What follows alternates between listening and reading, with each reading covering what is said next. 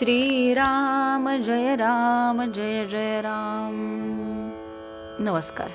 आज दिनांक 29 एप्रिल। आजचा विषय आहे पैशाच्या आसक्तीत राहू नये।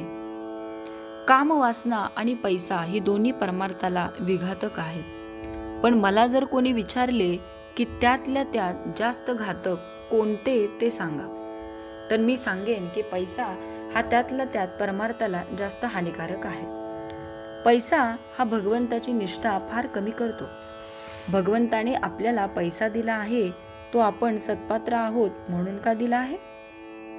यासाठी भिकाऱ्याला पैसा देताना उगीच वाद घालू नये। तसे करणे म्हणजे काही न करण्याची बुद्धी होय। एखादा त्यागी मनुष्य सर्व देईल पण स्व देणार नाही। स्व देऊन मग सर्व ठेवले तरी चालेल, पण सर्व देऊन स्व ठेवला तर ते मात्र चालणार नाही। म्हणजेच मी देतो ही भावना राहिली तर सर्वच देणे वाया जाते। मुख्य म्हणजे त्यातली वासना गेली पाहिजे, तर खरे सुख लागते। देह हा पाया धरून त्यावर इमारत बांधू लागलो तर इमारत पक्की कशी होणार? मी माझा देह म्हणतो, पण ताप येणे न येणे, इजा होणे न होणे हे आपल्या हातात आहे का? मी माझे रक्षण करेन असे म्हणतो, पण वाटेत ठेच लागून पडल्यावर लोकांनी मला घरी आणावे लागते। म्हणजे जीवित किती परस्वाधीन आहे। देहाने कितीही कार्य केले तरी ते कळसाला नाही पोहोचणार। अभिमानाने केलेले कार्य कसे कळसाला पोहोचणार? एक भगवत इच्छेने कार्य केले तरच ते शेवटाला जाते। समर्थांनी देहबुद्धी नष्ट करून रामाचे अधिष्ठान ठेवून कार्य केले, म्हणून त्यांना एवढे कार्य करता आले। जो भगवंताचा झाला त्याचेच कार्य पूर्ण झाले आणि त्यालाच खरे समाधान मिळाले।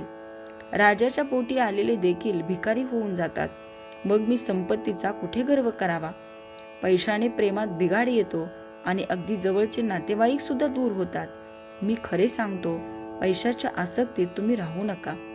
ही आसक्ती नाहीशी करण्याचा सोपा उपाय म्हणजे संत समागम हाच होय। आज खरे संतच कुठे आहेत असे आपण म्हणतो, पण आम्हाला संत भेटावा ही तळमळच खरी लागलेली नसते। संतात संतपणा दिसत नाही याचे कारण आमच्यात तळमळ नाही। सत्ययुगात जो राम होता तोच आजही आहे, पण माझा भावच कमी झाला, त्याला काय करावे? संतांना आपण खोटेपणा देतो, पण माझा भाव शुद्ध नाही हे नाही जाणत। विषयात सुख आपल्या इच्छेप्रमाणे मिळत नाही, म्हणून आपण संतांकडे जातो, पण संतांना अर्पण करून घेण्याकरता किती जण संतांकडे जातात? देवाकरता देवाकडे जाणारे किती बरे निघतील? तात्पर्य, मनाने नेहमी मी रामाचा आहे ही भावना ठेवावी। श्रीराम जय जय राम।